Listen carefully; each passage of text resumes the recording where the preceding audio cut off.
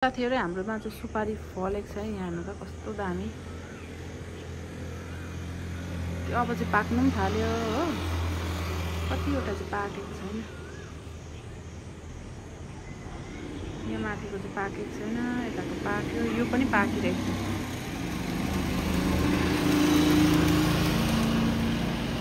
दामी पाकिरहेको छ कि तर एउटा कुरा चाहिँ बिस्वाद लाग्यो कि यो चाहिँ यति साह्रो बेसी लटरमा फलेको थियो कि यो चाहिँ हामी हिजो थिएनौँ कि कसले चोरेर झारेर अस्ति लगिदिइहालेछ। एक दिन मान्छे घरमा छैन भने चाहिँ सक्यो चिजबिज चाहिँ।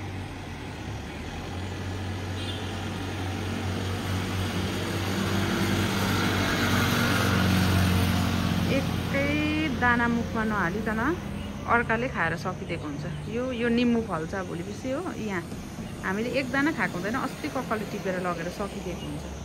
आफूले चाहिँ अलिक पाकोस्, अलिक छिप्पोस्, अलिक ठुलो भएर टिप्ने भनेर नटिपिकन राखे कि अर्काले चाहिँ अस्ति टिपेर नि मान्छेहरूको चाहिँ बेउरा चाहिँ नि जति राम्रो गरे त्यति खत्तम बेउरा नि।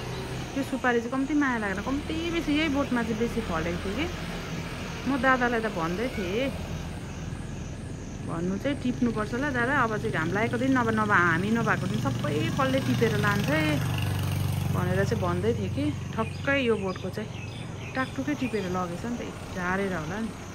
कस्तो बेसी फलेको थियो यसमा हो। अब यो र यो रहेको छ दुईटा, यो पनि अब भोलितिर अहिले टिपेन भने चाहिँ यो पनि हुँदैन। त्यही रिस उठ्दैन मान्छेको बिउरा देखेर चाहिँ नि एकै दाना पनि नदिनु छ त लाग्छ नि हौ रिसले चाहिँ। ऊ तल सिसी क्यामेरा छ कि यहाँ, अब यसबाट भेट्छ कि भेट्दैन, देखिछ कि देख्दैन। देख्यो भने चाहिँ त्यहाँ हेरेर भए पनि यो चाहिँ कसले चाहिँ झारेको रहेछ पत्तै चाहिँ लाउनै पर्यो, थाहा पाउनु पर्यो नि कसले लगेछ भनेर। नभएको दिन नि त पारेर लगेछ। कस्तो रिस उठ्दो बेउरा नि।